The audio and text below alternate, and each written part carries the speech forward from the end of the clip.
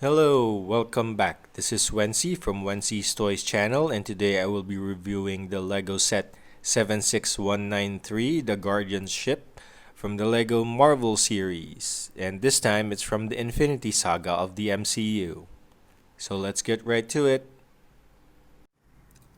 Okay, so first up, let's take a look at the minifigures. So this minifigure is the Chitauri that comes with this set, but I really don't think this minifigure should come with this set because as you will see that the other minifigures don't make sense if the Chitauri are in this set.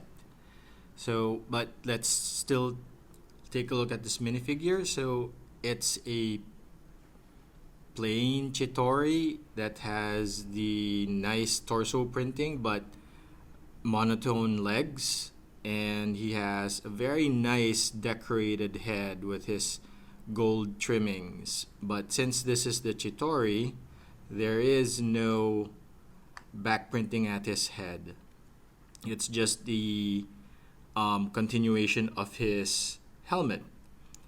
And also his back printing is pretty cool. It has some gold printing, but it's still a plain old Chitauri minifigure. Next up, we have Rocket. And Rocket has a custom minifigure head since he is a raccoon, but he has the short minifigure legs that's non-posable, and he has this nice jacket printing as you know the Rocket character in the MCU. He has this nice looking jacket with his red scarf, and at the back he has a tail, and he also has nice back printing that's a continuation of the scarf. Then next up we have the Groot minifigure. So he is a little bit big for this minifigure set, but this is the teen Groot, so I guess he's should be a little bit more fully formed, and he has this special Groot head, and of course his printing is very elaborate for Groot since he is made up of wood. So he has this nice leg printing, very cool torso printing, and at the back he also has this nice back printing at his torso. But since this is a custom minifigure head, then he wouldn't have any back printing at his head. So next up is the minifigure for Mantis. So she has some cool, nice printing for her torso, for her green uniform, but they made her legs just plain black. Wish they could have added some more printing there.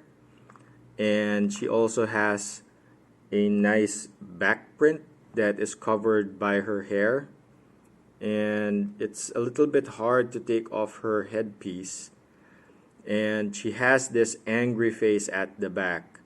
And one thing that I've noticed is that her hair piece is not the usual hard headpiece, it's actually softer, which is a nice feel to it. So at the back he has her angry face, and at the front it has her smiling face. Here we have Star-Lord, or Peter Quill, in his flight suit jacket that is pretty cool, but it's a little bit sort of plain for me. He has a two-tone legs, which is nice, and he has this custom blasters. If I take a look at it, see, it's his signature blaster, which is pretty nice that they've included those here.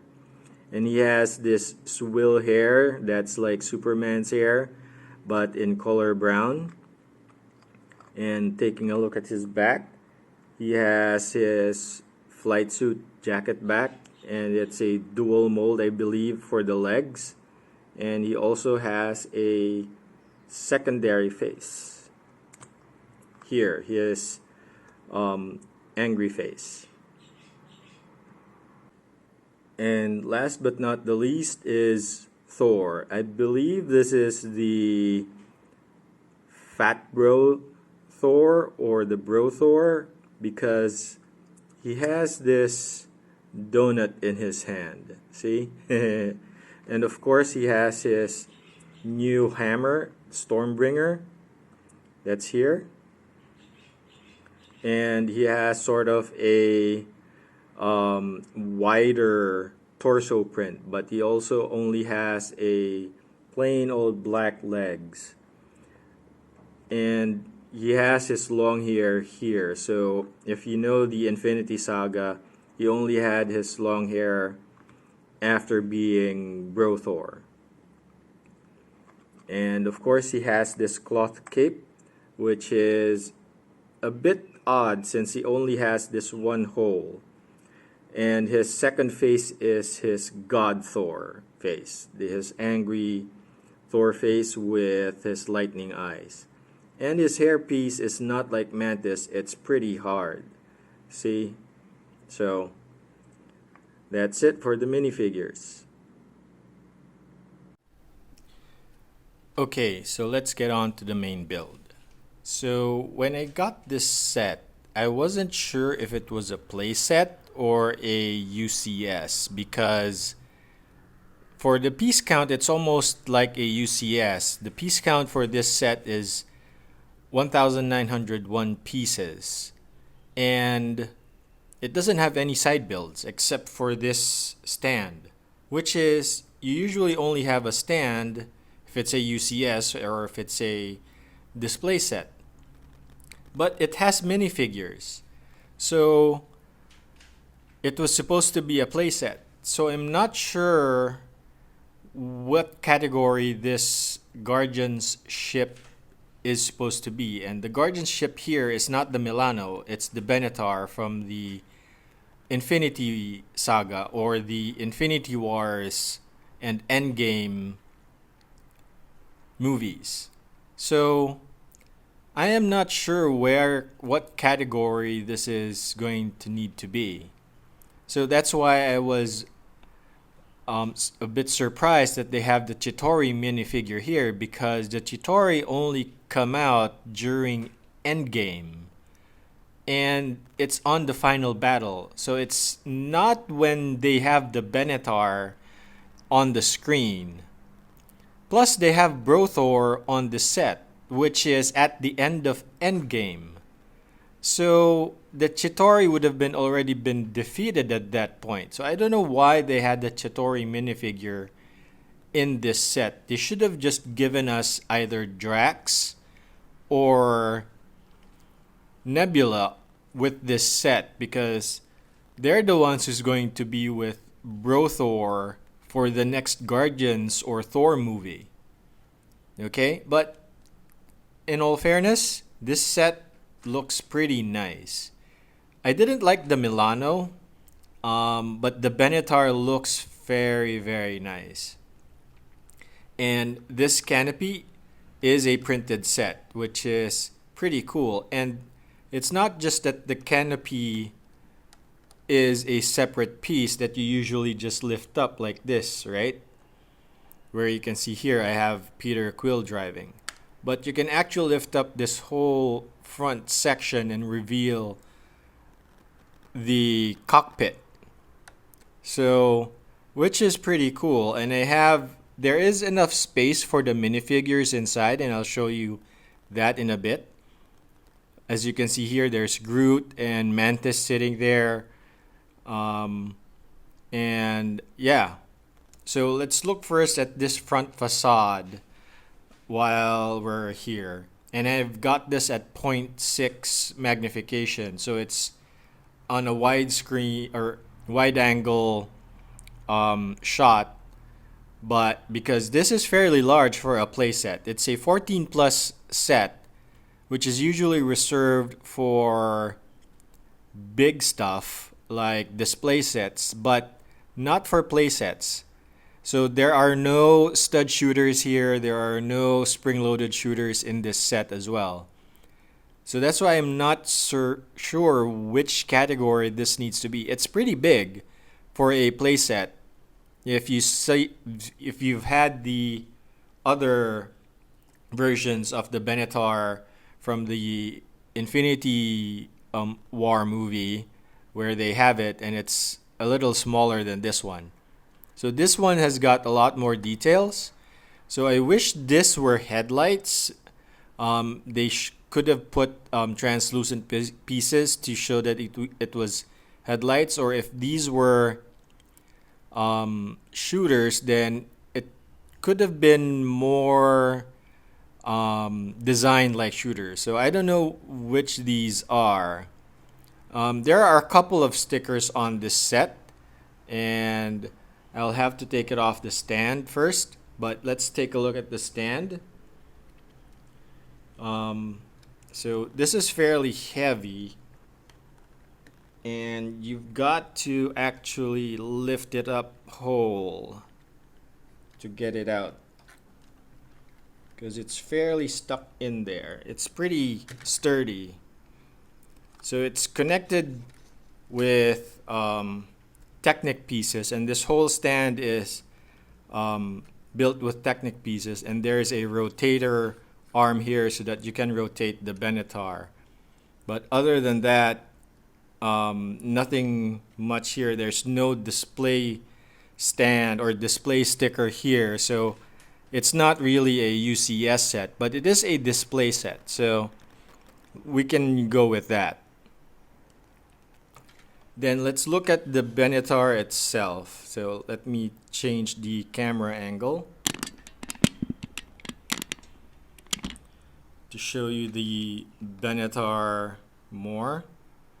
So the one thing that I've noticed here is that the tail section here, which swivels pretty nicely, and there are a couple of hinges here or gribbles that make this pretty nice detailing, that you can swivel here as well as swivel this, so that because the Benetar looks like a swallow, right? It is a bird. Most of the Guardian ships looks like birds, so this looks like a swallow, that you can split the tails here, and there are a couple of pieces here that you can actually separate out so that it looks very spread out when it's flying.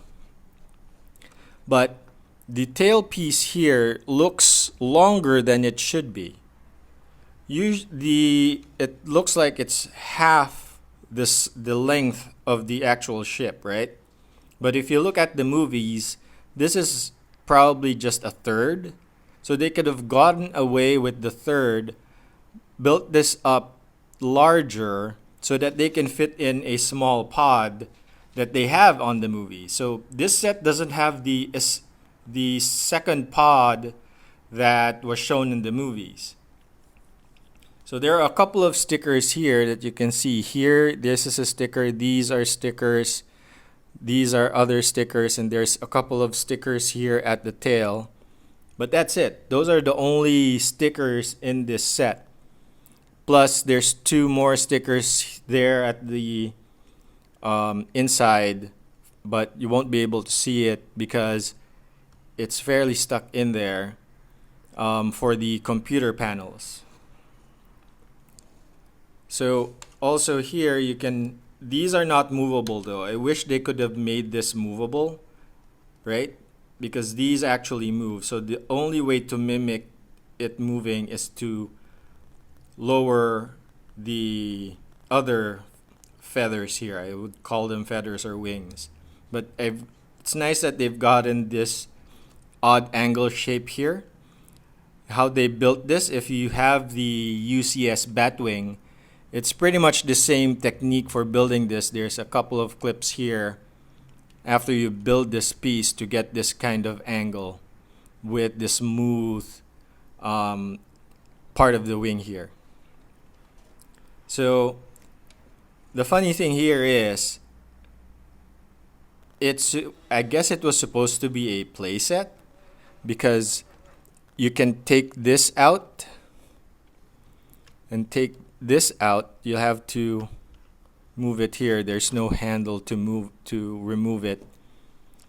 And as you can see here, I've got Thor there with his coffee machine, which is kind of weird that they have a coffee machine inside a spaceship in the Benetar. Probably that's a retrofit when they got to Earth. There's enough space for the minifigures here for Groot and Mantis, Thor standing up, and they've got Rocket at the back. But that's it. That's the only space here.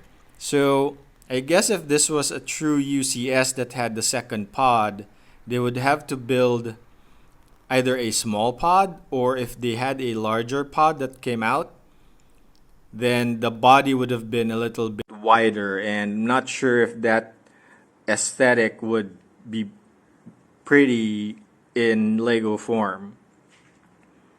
Or this could have been a pretty larger set, almost the same size probably as the Millennium Falcon. But that would be nice. That's a great UCS idea for the Benetar. And then, of course, there is a sticker here that shows Gamora. And if you've seen the Endgame movie, spoiler alert, at the end of the movie, they're going to try and look for Gamora. So that means this Benetar is set at the end of the Infinity Saga series. So why is the Chitauri in this set? They should have just either given us Drax or Nebula. That would have been better. One more thing is the instructions say to put this first here so that it snugly fits, right? It's snug in there. But if you do that, this is in a bit of an angle, so it's harder to fit this in. See there? It's not sliding in as it's hitting this back piece.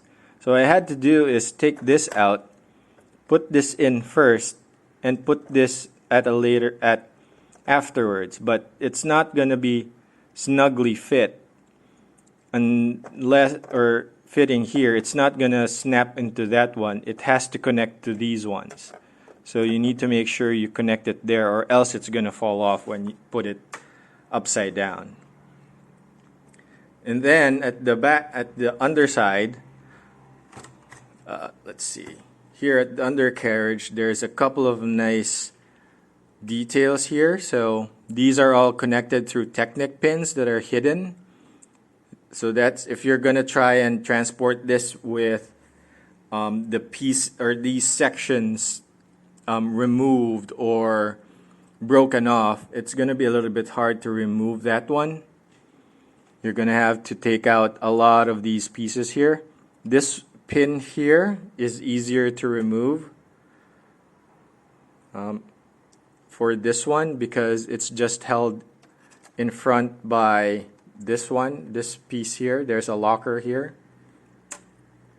And actually the stand is color coded. So the red goes here and the black goes to that side. That's how you connect them. So which is pretty cool that they color coded it on how it should be connected. So there's a lot more tails here, ailerons or speed brake, air brakes. Would have been nice if there's an air brake at the top as well.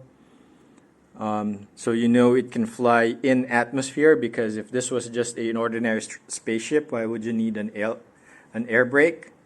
Nice boost or rockets or flight rockets mimicked here, as well as here and here. There's also there.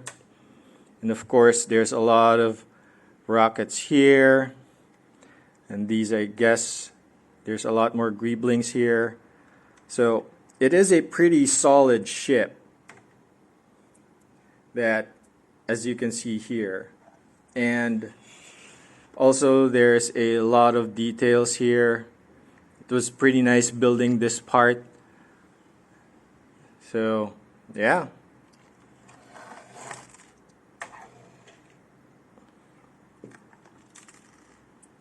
Oh, I guess something is off there. I hear something. So overall, I like this set. It's a pretty good set. It's a pretty nice display set. For the price, I think it's reasonable. It's about I believe it's $120 US dollars, and it's a pretty big set, and it's a good display set as well. So if you're thinking twice about buying this set because you already had the Benetar and the smaller play sets, if you're a collector, this is a good buy.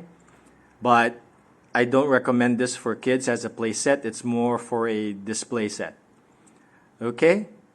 So if you've liked this video and this review, please hit the like button, and please hit subscribe, as 90% of you have not yet subscribed according to YouTube analytics, and it would help me a lot with my future videos if you would subscribe. Thank you very much.